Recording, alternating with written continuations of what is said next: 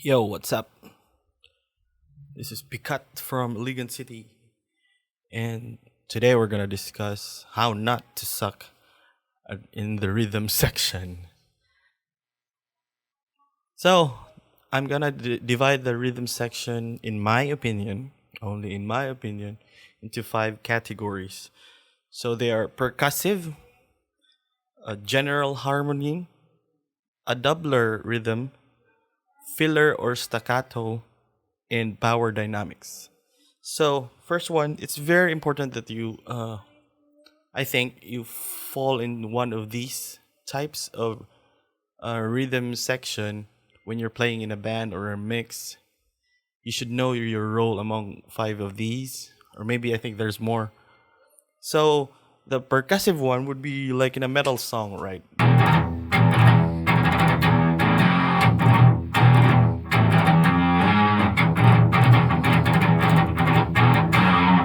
Or in some cases in funk.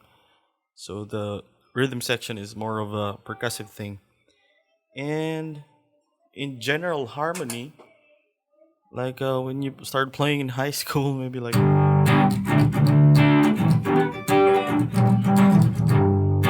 so you bring the song, like you know. Third one would be a doubler. So when you're playing with a piano or maybe an acoustic guitar together, being the rhythm section. The fourth one would be a filler staccato. So, for example, there's a section like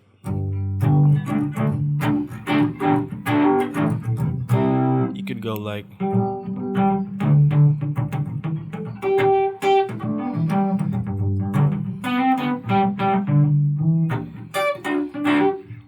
on top of the main rhythm section. It gives off something like a secondary rhythm on top of the regular one.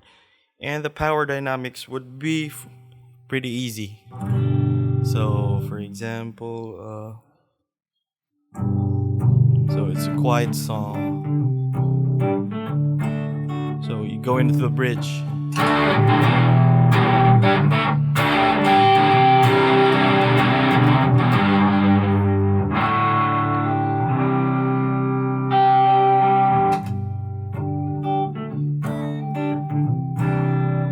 So you bring the dynamics of the song. So I think for me, those are the five rhythm sections. They're important because if you're into those five sections, because if you know where you are, for example, in a song, you could switch from let's say in the power dynamics from a general harmony, and then you could just go like.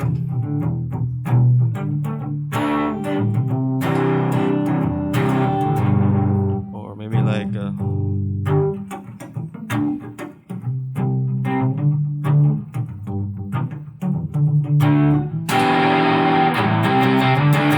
you know, so when you play, you always compliment the other band members, most especially when it comes to the solo lead part, right? And so you just don't expect the band when you're playing.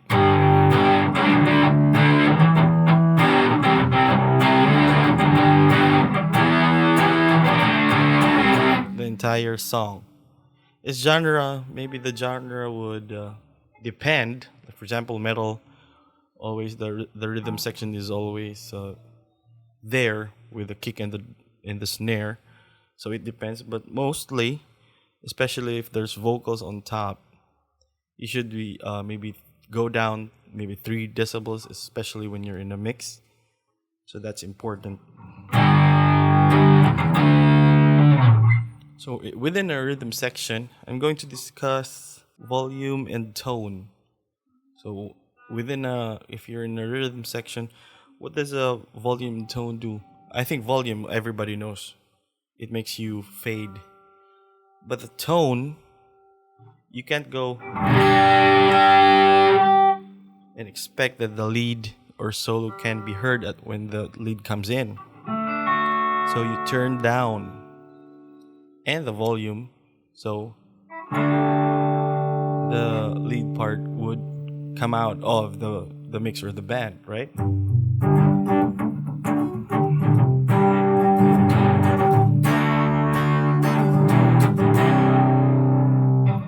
As opposed to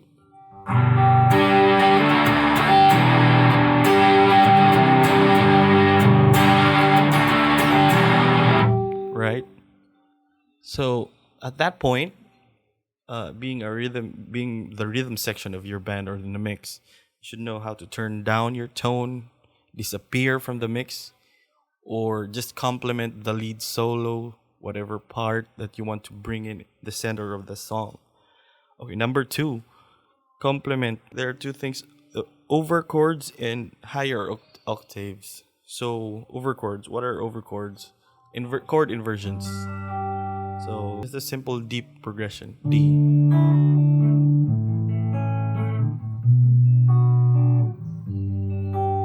Right? Pretty simple. But if you're a doubler in that rhythm section, you don't have to go to D, Apple, B minor. You could go F sharp, D over F sharp, right? An A could be with a C sharp or a C sharp, like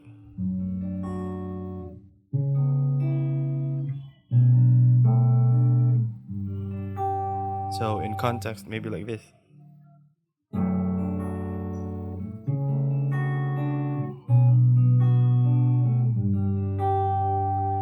That on top of a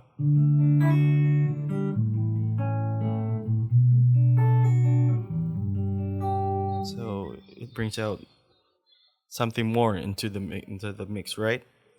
Higher octaves. That's pretty simple. If you're playing a G here, the other rhythm section, the guitar one would be playing here on the 3rd position. You could play here another G, or even higher.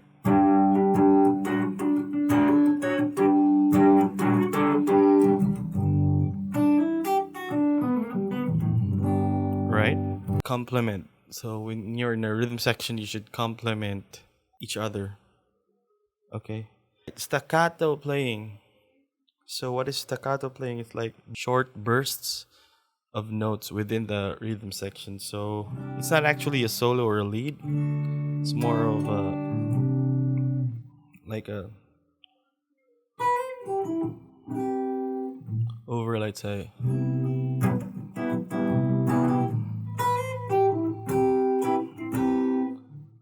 And if you pull that off, for example, C major 7, D.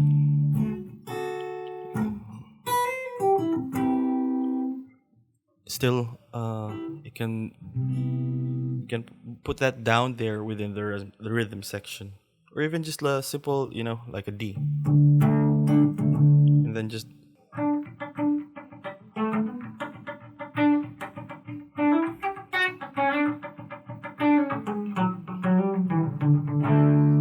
right. So that's staccato playing, right?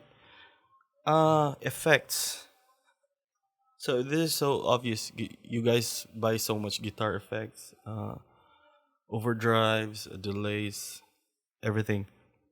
So I think This is self-explanatory. So, uh, if there's a lead part, or maybe two guitars playing together, one the rhythm could play on a different effect. For example, that's really thick, and then the other one could be thinner effect, guitar effect, and could complement the original drive, the driving and distortion, for example, in rock and metal, right?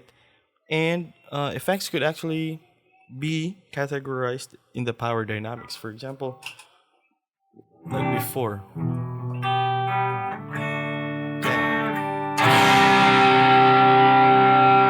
So effects play a part in driving the song, whether you're going quiet or loud. That's what effects do. Okay, the last part, equalizer. So knowing that a guitar has a lot of mid range. So for example, in a band or in a full band song, if you're recording or live, for example, it's highly that the mid section of the EQ of the guitar section would be lessened. So because there's a lot of mid range parts. For example, the kick, the bass has a mid range, vocals. So if you put that too many mid range frequencies within a song, it will blow up the mid range. So what usually happens is bass. They cut that mid section, leave something, let's say at 500 hertz, and then cut from 100 to 400, 500. They cut that down and leave a section in the 40 hertz for sub bass and 500 hertz for your phones. So you should actually tone down your mid section in a band situation, right? Especially if you're playing live.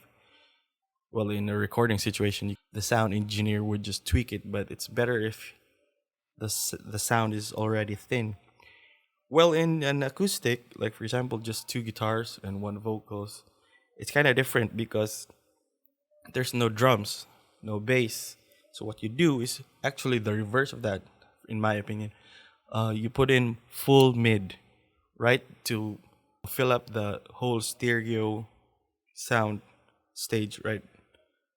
Equalizing in mind is very effective. It's very useful, especially if you're playing live and in the mix or recording studio, because you would know if you're thinking you could actually apply that. Oh, I need to thin down my mid parts because everybody's so loud and everybody it's there's a lot of mid range around going on in the live studio, right?